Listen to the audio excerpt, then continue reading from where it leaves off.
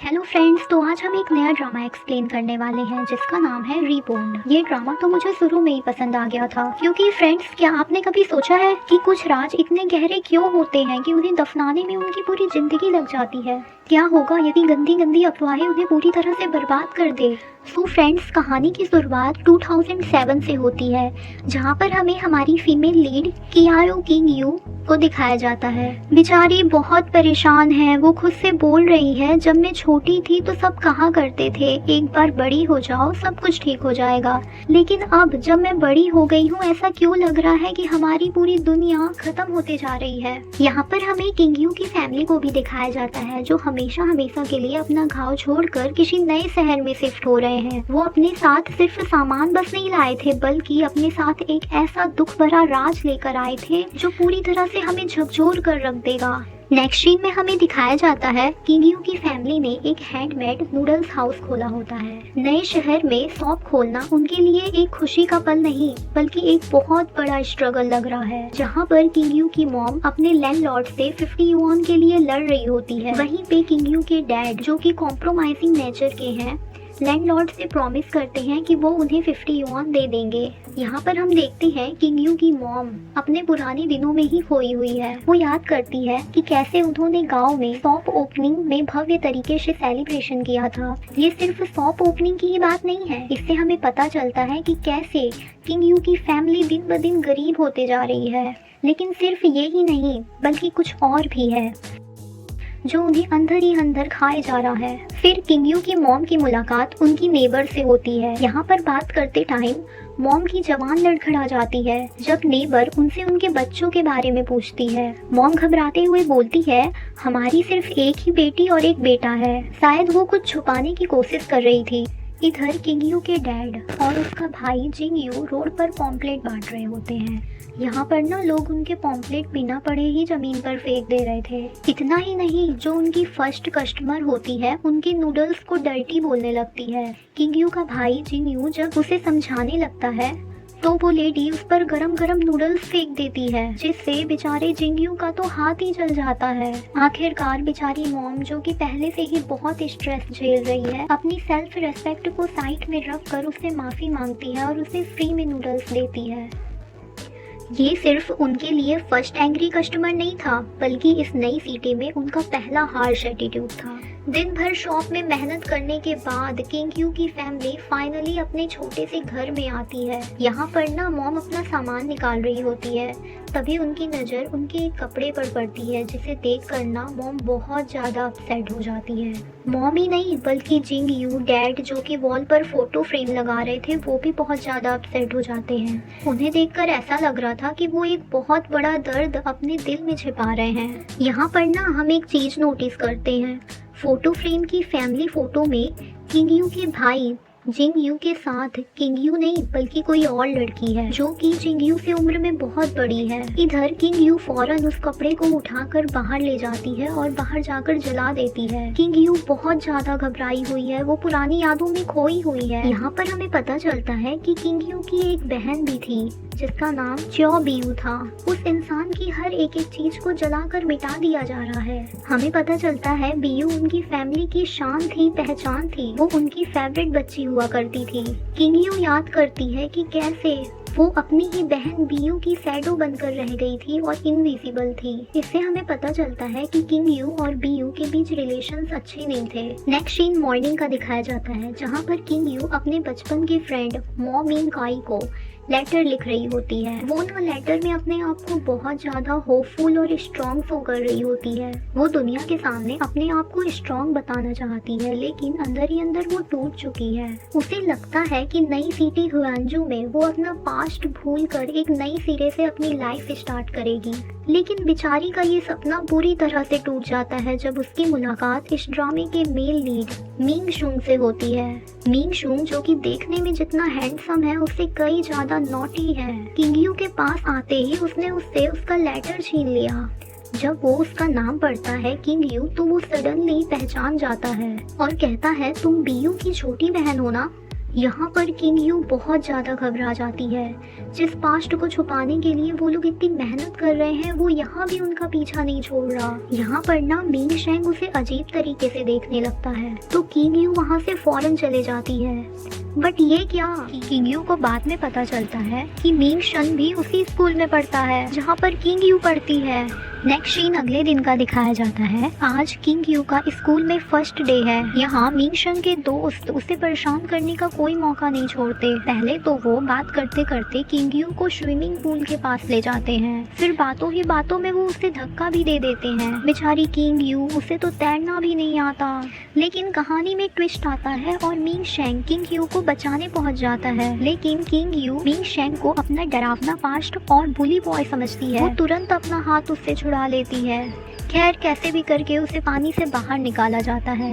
Next scene हमें classroom का दिखाया जाता है।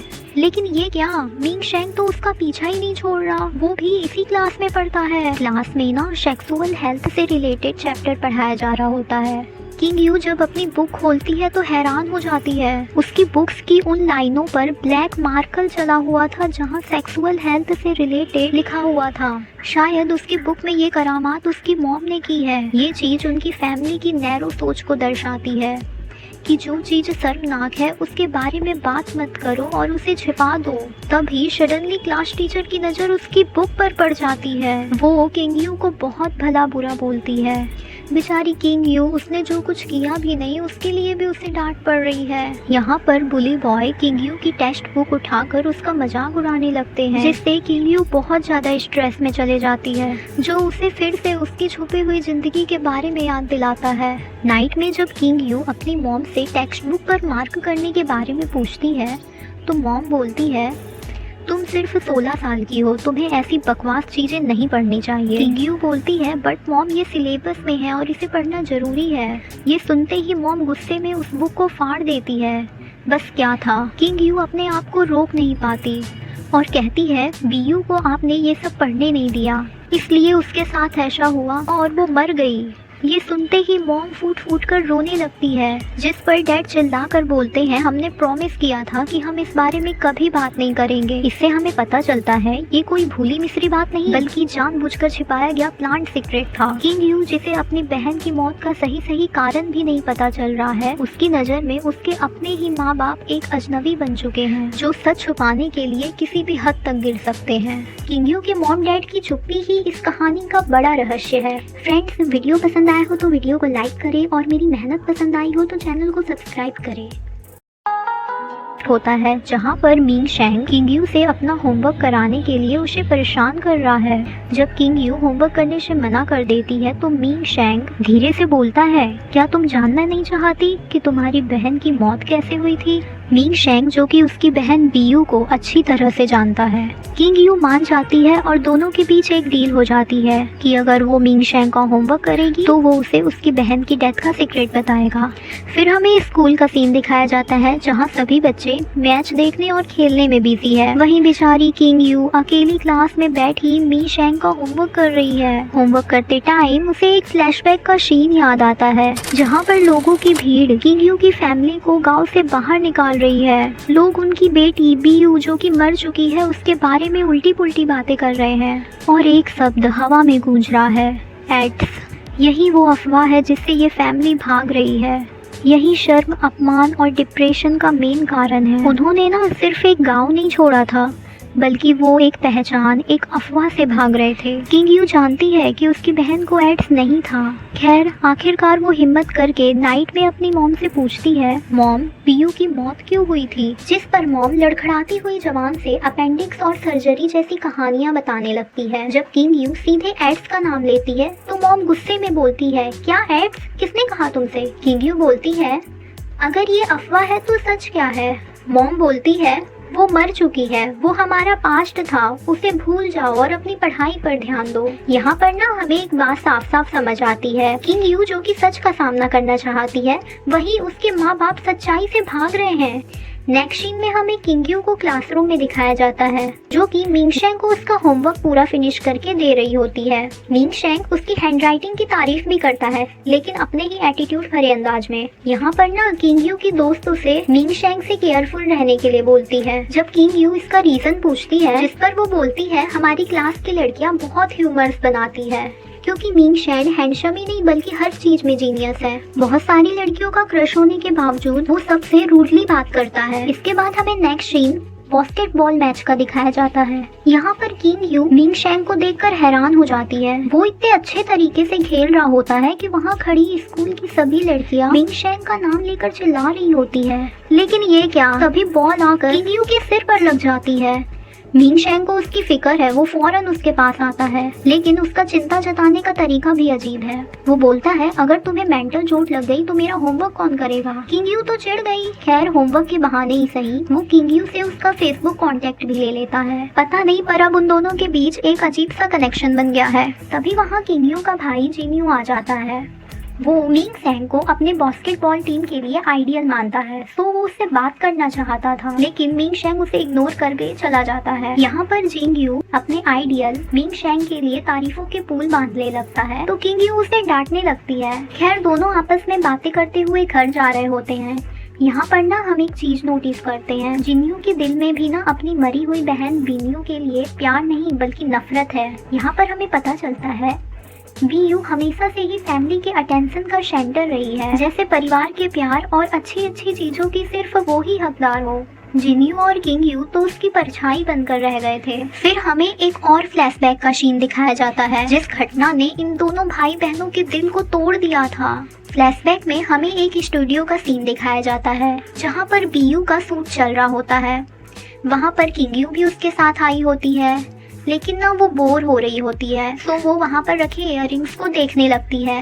बाद में इयररिंग्स के ना मिलने पर किंग यू पर चोरी का इल्जाम लगाया जाता है। उसकी बहन बीयू उसका पक्ष लेने के बजाय कहती है अगर तुमने सच में लिए हैं तो चुपचाप वापस कर दो। ये सुनकर ना किंग यू का तो दिल ही टूट जाता है। फिर हमें एक और सीन दिखाया जाता है, जहाँ पर बीयू अपने से कई ज्यादा बड़े रिच आदमी के साथ डेट कर रही होती है। जब सडनली किंग यू उसके सामने आती है तो वो उसे पहचानने से साफ साफ मना कर देती है। तो इससे हमें पता चलता है कि बीयू का अपनी छोटी बहन के प्रति बिहेव अच्छा नहीं था, और यही कारण है कि किंग यू अपनी बहन को ज्यादा पसंद नहीं करती।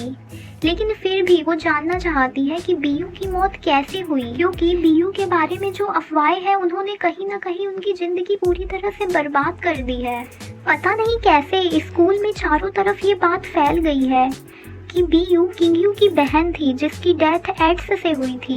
अब किंग यू स्कूल में लगातार बुली हो रही है। एक लड़की ने तो उसे ब्लैकमेल करने की कोशिश की, लेकिन किंग यू ने हार नहीं मानी। इसी बीच किंग यू का होमवर्क चोरी हो जाता है और बेचारी किंग यू को फिर से टीचर की डांट पड़ती है। लंच के टाइम भी सब उससे दूर भाग रहे थे और उसे अकेले ही लंच करना पड़ता है। नेक्स्ट क्लास फिजिकल क्लास होती है। जब किंग यू दौड़ रही होती है तो पता नहीं पीछे दौड़ रहे लड़के उस पर हंसने लगते हैं। फाइनली एक लड़का बोल ही देता है किंग यू तुम्हारे पैंट में कुछ लगा है। बेचारी किंग यू पीरियड्स में होती है, वो बहुत ज़्यादा इंसल्टेड फील करती है। बाथरूम में जब वो अपनी फ्रेंड से एक्स्ट्रा पैंट मांगती है तो वो साफ साफ मना कर देती है कि तुम्हारी बहन को एड्स था, क्या पता तुम्हें भी हो। बेचारी किंग यू चारों तरफ से अकेली पड़ चुकी है। अगले दिन कुछ लड़कियां फिर से उसे बुली करने लगती है और उसकी बहन के बारे में गंदी गंदी बातें करने लगती है। तभी कहानी में एक जबरदस्त ट्विस्ट आता है। तभी वहाँ मिंग शेंग आ जाता है। वो उसका सपोर्ट करते हुए कहता है किंग यू की बहन की डेथ एड्स से नहीं हुई थी बल्कि अपेंडिक्स और सर्जरी से हुई थी। जब लड़कियां प्रूफ मांगती है तो मिंग शेंग ऐसी लाइन बोलता है कि सुनकर सब लड़कियों की बोलती बंद हो जाती है और किंग यू की तो मानो पैरों तले जमीन खिसक गई हो। वो कहता है मैं ये साबित कर सकता हूँ क्योंकि जिस हॉस्पिटल में बेयू का इलाज हुआ था उसके चेयरमैन और कोई नहीं मेरे फादर हैं।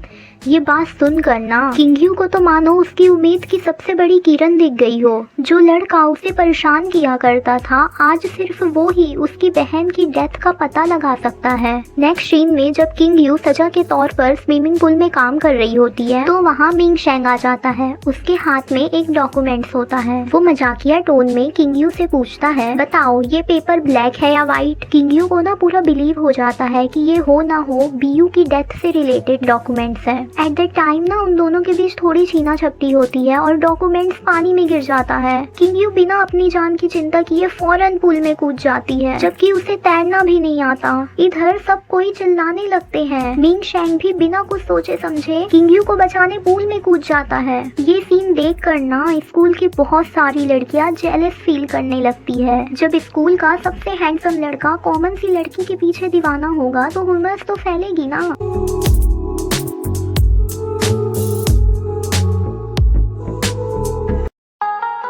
शेंग भी बिना कुछ सोचे समझे किंगयू को बचाने पूल में कूद जाता है। ये सीन देख कर ना स्कूल की बहुत सारी लड़कियां जेलस फील करने लगती है। जब स्कूल का सबसे हैंडसम लड़का कॉमन सी लड़की के पीछे दीवाना होगा तो हुमस तो फैलेगी ना। खैर कैसे भी करके मिंग शेंग ने किंगयू को बचा लिया। फिर शेंग किंगयू को टॉन्ट मारता है कि तुम नॉर्मल से डॉक्यूमेंट्स के लिए अपनी जान खतरे में कैसे डाल सकती हो, बट तुम मेरा थैंकफुल रहो, मैंने तुम्हारी जान बचा लिया। नेक्स्ट सीन में हम किंगयू को हॉस्पिटल में देखते हैं, जो कि डॉक्टर से पूछ रही होती है, डॉक्टर क्या इस हॉस्पिटल में पिछले साल किसी बेयू नाम की लड़की की मौत सर्जरी या अपेंडिक्स से हुई थी क्या? पहले तो डॉक्टर बताने से साफ साफ मना कर देता है, बट जब किंगयू बताती है कि वो मेरी सिस्टर थी तो ना डॉक्टर को उस पर थोड़ी दया आ जाती है। वो उसे बताता है हमारे हॉस्पिटल में पिछले 20 सालों से अपेंडिक्स और सर्जरी जैसी छोटी छोटी ऑपरेशन में कभी भी किसी की मौत नहीं हुई है। ये बात सुनकर ना किंगयू का तो दिमाग घूम जाता है। उसे अब साफ साफ समझ आ गया था कि उसके पेरेंट्स ने आज तक जो भी बेयू की डेथ के बारे में उससे बोला वो सब झूठ था। और वो एक बात तो साफ साफ समझ गई है कि उसकी बहन की डेथ के पीछे कोई नॉर्मल सीक्रेट नहीं बल्कि बहुत बड़ा हॉरर सीक्रेट है। इधर हम मिंग शेंग को देखते हैं जो कि अपने डैड से मिलने जा रहा होता है। यहाँ पर हमें एक बात पता चलती है, शेंग जो कि बाहर से जितना शाइनिंग दिखता है अंदर से उतना ही ब्रोकन है। यहाँ पर हमें पता चलता है उसके डैड जो कि हॉस्पिटल के चेयरमैन हैं, पैसों के लिए कुछ भी कर सकते हैं। यहाँ पर शेंग के डैड उसे एक फॉर्म देते हैं जिसमें आर्ट और साइंस स्ट्रीम चूज करने का ऑप्शन था, बट ये क्या, उसके डैड ने तो ऑलरेडी साइंस स्ट्रीम में टिक कर दिया है। वो चाहते हैं कि मिंग शेंग बड़ा होकर उन्हीं के जैसे एक पैसे वाला डॉक्टर बने। यहाँ पर शेंग अपने डैड को बताता है कि उसे साइंस नहीं बल्कि आर्ट में इंटरेस्ट है, तो वो चिढ़ जाते हैं और उसे डांटने लगते हैं। वो उसे साइंस लेने के लिए फोर्स कर रहे होते हैं, तो दोनों के बीच आर्ग्यूमेंट बढ़ जाती है और शेंग अपने आप को रोक नहीं पाता। वो सच सच कह देता है कि वो पैसों के लिए लोगों की लाइफ के साथ खेलते हैं। वो गुस्से में कहता है आप डॉक्टर नहीं बल्कि मर्डरर है। और आपको वो लड़की याद है ना, बेयू, जो पिछले साल मर गई थी? क्या आप में ये कहने की हिम्मत है कि उसकी मौत से आपका कोई कनेक्शन नहीं है? ये सुनकर ना शेंग के डैड की बोलती बंद हो जाती है। इससे हमें पता चलता है कि बेयू की डेथ का कनेक्शन मिंग शेंग से ही नहीं बल्कि उसकी पूरी फैमिली से है। इसके बाद किंगयू की पूरी फैमिली वैकेशन बनाने के लिए अपने गांव चले जाती है। वहाँ पर उनकी मुलाकात उनकी आंटी किम से होती है। जैसे ही आंटी की नज़र किंगयू पर पड़ती है वो उसे बेयू समझ के टाइटली हग कर लेती है। यहाँ पर हमें पता चलता है कि बेयू के एक्सपायर होने के बाद से आंटी किम की मेंटल कंडीशन ठीक नहीं है। वो उसे छोड़ना ही नहीं चाहती। उनकी आंखों में एक माँ जैसी ममता है। इससे हमें पता चलता है कि बेयू के मॉम डैड ही नहीं बल्कि रिलेटिव्स भी उसे बहुत प्यार किया करते थे। यहाँ पर आते ही ना पता नहीं किंगयू को अजीब सी फीलिंग आने लगती है। इनफैक्ट जब वो बेयू के रूम में आती है तो उसे एक अजीब सी पावर का एहसास होता है। यहाँ पर वो अपनी सिस्टर बेयू की ब्यूटीफुल फोटोज देखने लगती है। तभी उसकी नज़र एक बॉक्स पर पड़ती है जहाँ पर फॉर किंगयू लिखा होता है। उसके अंदर ना छोटी छोटी क्लिप्स, कैंडीज और छोटा छोटा सामान होता है जो उसकी सिस्टर ने अपनी बहन किंगयू के लिए कलेक्ट करके रखा हुआ था। ये देख कर ना किंगयू थोड़ा शॉक्ड होती है। क्या उसकी बहन ने कभी उसके बारे में भी इतना सोचा था? थोड़ी देर बाद किंगयू की मुलाकात उसके एक बचपन के दोस्त मा मिंगकाई से होती है। ये वही मा मिंगकाई होता है जिसे किंगयू लेटर लिख रही होती है। बहुत देर तक बातें करने के बाद अगले दिन वो लोग विलेज की एक लाइब्रेरी में पढ़ने जाते हैं। जब मा मिंगकाई और किंगयू दोनों साथ में पढ़ रहे होते हैं तब सडनली किंगयू की मॉम वहाँ आ जाती है। वो बिना कुछ सुने मा मिंगकाई को बहुत भला बुरा सुनाती है और किंगयू का हाथ पकड़ के उसे जबरदस्ती वहाँ से घसीट के ले जाती है। अपने मॉम के इस अजीब बिहेवियर को देख कर ना किंगयू अब जानना चाहती थी कि आखिरकार उसकी बहन की डेथ कैसे हुई थी। वो एक प्लान बनाती है और बड़ी ही चालाकी से शेंग से वो लेटर मांगती है जो उसने मा मिंगकाई को लिखा था। हर बार की तरह शेंग मना कर देता है तो वो बात बदल कर बोलती है ओके, तो फिर तुम मेरी एक हेल्प करो, मेरी बहन बीयू की मेडिकल रिपोर्ट मुझे प्रोवाइड कराओ। शेंग जो कि खुद अपने फादर से मेंटली फाइट कर रहा है, इस एग्रीमेंट के लिए मान जाता है। शेंग मुस्कुराने लगता है और बोलता है, अगर मैं तुम्हारा ये काम कर दूं तो तुम मेरा थैंक्स कैसे अदा करोगी? जिस पर किंग यू बोलती है, तुम जो बोलोगे वो मैं करूंगी। तो दोनों के बीच एक डील फिक्स हो जाती है। नेक्स्ट सीन में किंग यू अपने विलेज की एक हेल्थ वर्कर लेडी से मिलती है। वो उसे बताती है कि वो इस विलेज के क्लिनिक में 20 साल से ज्यादा से काम कर रही है और विलेज के हर आदमी की बीमारी से वाकिफ है। जब किंग यू उनसे बेयू के बारे में पूछती है तो वो बोलती है, विलेज में फैली अफवाह के अकॉर्डिंग उसे एड्स था, लेकिन मैं श्योर नहीं हूँ कि उसे एड्स था कि नहीं। वो अपनी बात खत्म करते हुए एक ऐसी बात बोलती है जो किंग यू की हार्ट बीट बढ़ा देती है। वो बताती है, पीयू अपनी डेथ से ठीक 1 महीना पहले विंटर वेकेशन में हुआंजू आर्ट स्कूल से अपने घर लौटी थी, तो वो हेल्थ चेकअप कराने आई थी। उसका मिसकैरेज हो गया था और वो प्रेग्नेंट थी। वहाँ उसके साथ उसकी मॉम भी आई थी। उन्हें जैसे ही इस बात का पता चला, उन्होंने बेयू को सीधे थप्पड़ मार दिया। नेक्स्ट सीन में हमें शेंग को दिखाया जाता है जो कि अपने डैड से मिलने आया हुआ था। डैड ने ना यहाँ बड़े प्यार से शेंग के लिए पिज्जा मंगाया हुआ था, बट शेंग यहाँ बहुत गुस्सा हो जाता है। वो बोलता है, मुझे पिज्जा तब पसंद था जब मैं 6-7 साल का था। मॉम के जाने के बाद मैंने कभी पिज्जा नहीं खाया। फिर हमें एक फ्लैशबैक का सीन दिखाया जाता है जहाँ पर हम शेंग की मॉम को उसके फादर से लड़ते हुए देखते हैं। यहाँ पर ना मॉम बोल रही होती है, आपके पास मुझे और अपने बेटे को छोड़कर ऑपरेशन सर्जरी सबके लिए टाइम है, हमें भी टाइम की जरूरत है। आपको जीनियस डॉक्टर बनाने में हमेशा हम ही स्ट्रगल क्यों करें? वो ना गुस्से गुस्से में घर छोड़कर चले जाती है, जबकि बेचारा छोटा शेंग रोते हुए अपनी मॉम को रोकने की कोशिश कर रहा होता है। सीन प्रेजेंट में शिफ्ट होता है। यहाँ पर डैड बोल रहे होते हैं, मैंने तुम्हें समझाने की बहुत कोशिश की पर तुम नहीं समझे। ये कहकर ना वो वहाँ से चले जाते हैं। इधर किंग यू जो कि अपनी सिस्टर के बारे में ट्रूथ जानने में लगी हुई है, उसे शेंग एक ईमेल भेजता है जिसमें ना बीयू की मेडिकल रिपोर्ट अटैच्ड होती है। ये मेडिकल रिपोर्ट देख कर ना किंग यू तो मानो कोमा में चली गई हो। वो बहुत ज्यादा हैरान हो जाती है और दोबारा पढ़ती है जिसमें साफ लिखा होता है, बीयू की डेथ ना एड्स से ही हुई थी। ये देखकर किंग यू और उसका ब्रदर शॉक्ड हो जाते हैं। फिर किंग यू अपने ब्रदर को बताती है, हेल्थ सर्वेंट आंटी के अकॉर्डिंग बेयू का ननकेया विलेज में मिसकैरेज हुआ था। यहाँ पर ना किंग यू उस आदमी को ढूंढने का ठान लेती है। नेक्स्ट सीन हमें स्कूल का दिखाया जाता है क्योंकि समर वेकेशन तो खत्म हो चुके हैं। यहाँ पर लोग अभी भी किंग यू को ना बुली करना नहीं छोड़ते। फिजिकल क्लास के दौरान किंग यू की सूट चोरी हो जाते हैं जिससे उसे बहुत एम्बैरेस फील होता है। शेंग उसकी फीलिंग को समझता है और उसे अपने सूच देकर हेल्प करता है। जब किंग यू बॉयज की सूच पहनकर घर जाती है ना तो उसकी मॉम देख लेती है।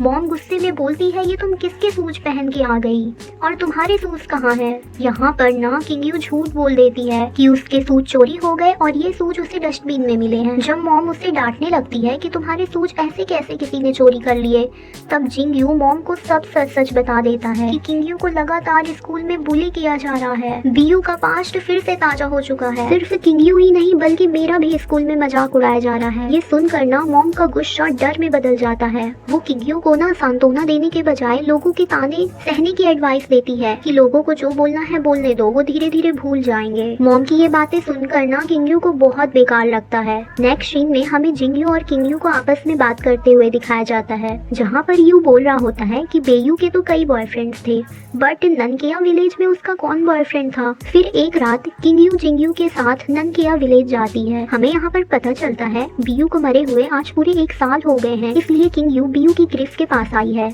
यहाँ पर ब्रदर यू बोलता है, तुम तो उससे हेट करती थी। पर किंग यू बोलती है, भले ही मैं उसे बाहर से कितना भी बुरा भला कहूँ बट वो मेरी बहन थी। मैंने बचपन से ही उसे दिल से चाहा है, एक आइडियल सिस्टर की तरह। जैसे ही वो वहाँ से जा रहे होते हैं उन्हें ना दूर से आंटी किम के घर में आग लगी हुई दिखती है। जब वो आंटी किम के घर में पहुँचते हैं तब बहुत देर हो चुकी थी, उनका घर जलकर राख हो गया था। हमें ना यहाँ पता चलता है आंटी किम की डेथ हो चुकी है और उनके हस्बैंड हॉस्पिटल में एडमिट है। यहाँ पर किंग यू जब उनका जला हुआ सामान बाहर निकाल रही होती है तो उसे एक बेयू का जला हुआ लेटर मिलता है। यहाँ पर ना वो किसी से अपना लव कन्फेस कर रही होती है, मैं उससे लव करती हूँ, वो मेरा फर्स्ट था। नेक्स्ट फ्रेंड्स, अगर ना आपने बाकी एपिसोड्स नहीं देखे हैं तो मेरे चैनल पर जाकर बाकी एपिसोड देख लीजिए। और हाँ, अगर मेरी मेहनत पसंद आई हो तो प्लीज वीडियो को लाइक करके जाइएगा। Okay bye.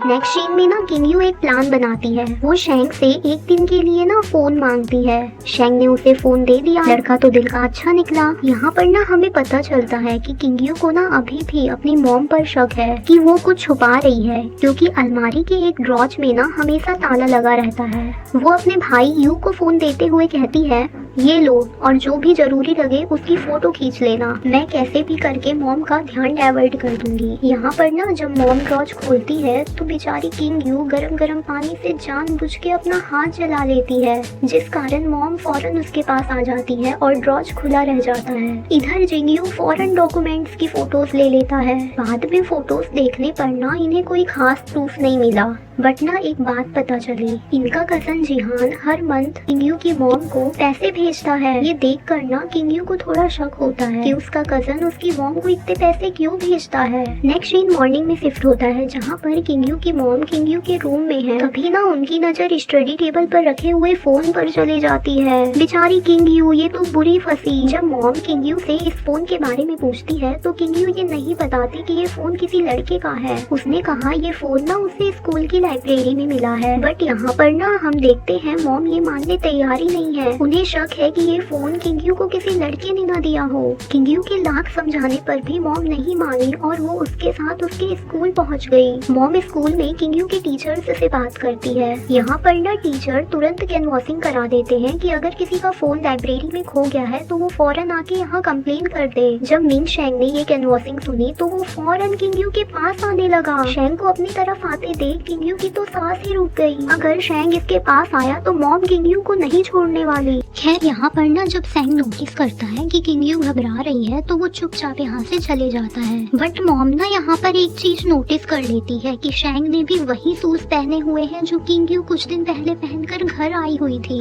मॉम की बात सुनकर तो किंगयू घबरा गई। थैंक गॉड वहाँ पर शेंग के दोस्त आ जाते हैं और उन्होंने भी सेम वही शूज पहने हुए थे, और ये देखकर मॉम का थोड़ा शक कम होता है। तभी ना वहाँ एक शीशु नाम की लड़की आती है जो कि किंगयू की मॉम को बताती है कि आंटी जी ये मेरा फोन है, एक दिन मैं इसे लाइब्रेरी में भूल गई थी। यहाँ पर ना हमें पता चलता है शीशु और कोई नहीं बल्कि शेंग की बचपन की दोस्त है, और शेंग ने ही उसे किंगयू की मॉम के पास भेजा है। बाद में ना किंगयू शीशु को थैंक्स बोलती है, जिस पर शीशु उसे बताती है कि वो तो सिर्फ शेंग के कहने पर आई थी, अगर उसे एक्चुअल में थैंक्स बोलना है तो शेंग को बोले। यहाँ पर ना किंगयू को समझ नहीं आ रहा होता है कि वो शेंग को थैंक्स कैसे बोले। उसके पास पैसे भी नहीं होते कि शेंग को कुछ देकर उसे थैंक्स बोले। उसके पास ना सिर्फ एक पानी की बोतल होती है, तो वो उसमें ही बड़े प्यार से थैंक्स लिखकर शेंग की डेस्क पर रख देती है। बाद में क्लासमेट मजाक उड़ाते हुए कहते हैं कि कैसे कैसे फैंस हो गए हैं, किसने दी यार तुझे ये पानी की बोतल। यहाँ पर ना शेंग कुछ नहीं बोलता और मुस्कुराते हुए किंगयू को देखने लगता है।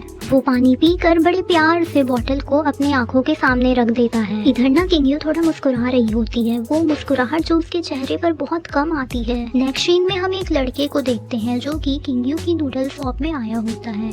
यहाँ पर हमें पता चलता है ये लड़का ना किंगयू की बहन बीयू को बचपन से जानता है, क्योंकि वो दोनों नंगेया विलेज में साथ खेल कूद के बड़े हुए हैं, यहाँ तक कि वो बीयू का क्लासमेट भी था। यहाँ पर ना किंगयू उसे चुपचाप देख रही होती है। वो सोच रही होती है कि ये वही लड़का तो नहीं जिसके बारे में बीयू ने अपनी डायरी में लिखा था, क्या यही मेरी बहन का बॉयफ्रेंड है। वो ना बड़ी चालाकी से उसके नूडल्स टिफिन के अंदर एक लेटर डाल देती है जिसमें नेक्स्ट डे कॉफी शॉप में मिलने का लिखा होता है। प्लान के मुताबिक किंगयू नेक्स्ट डे उस लड़के से कॉफी शॉप में मिलती है। यहाँ पर ना किंगयू को पता चलता है कि उसकी बहन को स्कूल में बुली किया जाता था, क्योंकि वो अपनी क्लास में ही नहीं बल्कि पूरे स्कूल में सबसे सुंदर लड़की थी। उसी की क्लास की लड़कियाँ उसके चरित्र पर कीचड़ उछाला करती थी। यहाँ पर ना हमें पता चलता है कि बीयू रोज रोज के ताने सुनकर थक चुकी थी और धीरे धीरे आखिरकार वो वैसी ही बन गई जैसे लोग उसके बारे में बोला करते थे। ये सब सुनकर ना किंगयू को मानो शौक लग गया हो। उसे आज पता चला कि जिस बहन को वो बुरी समझती थी वो हमेशा से वैसी नहीं थी, और उसे ना पहली बार फील हुआ कि उसकी बहन ने कितना कुछ सहा था। नेक्स्ट सीन हमें स्कूल की ऑनलाइन क्लास का दिखाया जाता है, जहाँ पर ना किंगयू को कुछ स्टूडेंट से पता चला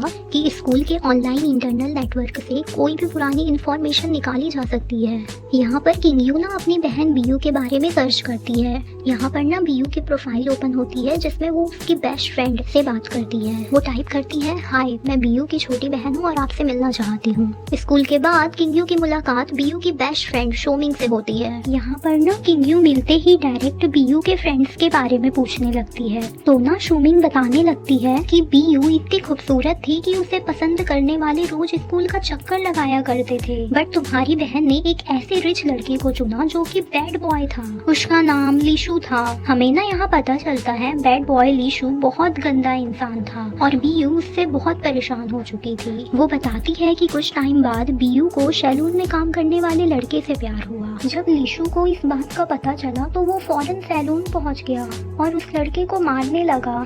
लेकिन ना यहाँ पर वो लड़का भी बीयू को धोखा दे देता है और बोलता है मैं बीयू को नहीं जानता और ना ही उससे प्यार करता। ये सुनकर ना बीयू का तो मानो दिल ही टूट गया हो। वो बताती है कि उसकी बहन अंदर से पूरी तरह टूट चुकी थी।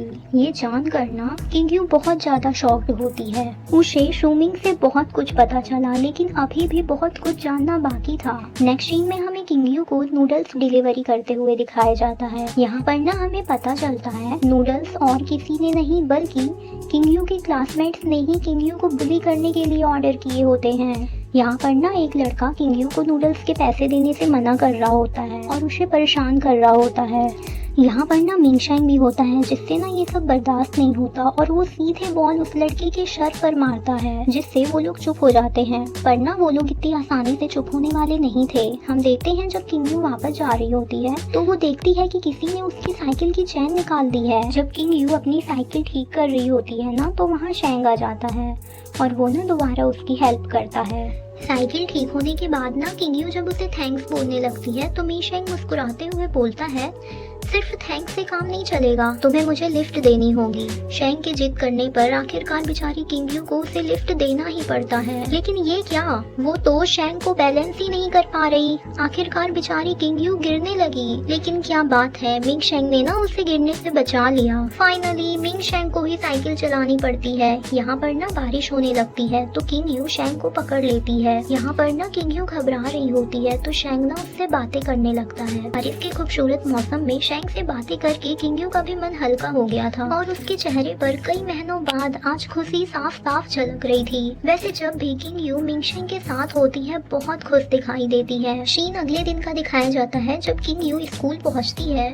तो ये क्या, उसकी डेस्क पर किसी ने उसके लिए फूल भेजे हुए हैं। यहाँ पर ना एक लेटर भी रखा होता है जिस पर साफ साफ लीसू लिखा होता है, मतलब कि वही बैड बॉय जो उसकी बहन को परेशान किया करता था। ये देख कर ना किंगयू बहुत घबरा जाती है। तभी उसकी डेस्कमेट बोलती है क्या वो गुंडा आदमी सच में तुम्हारा बॉयफ्रेंड है। बेचारी किंगयू अब बोले भी तो क्या बोले, वो फौरन उन फ्लावर्स को उठाकर डस्टबिन में डाल देती है।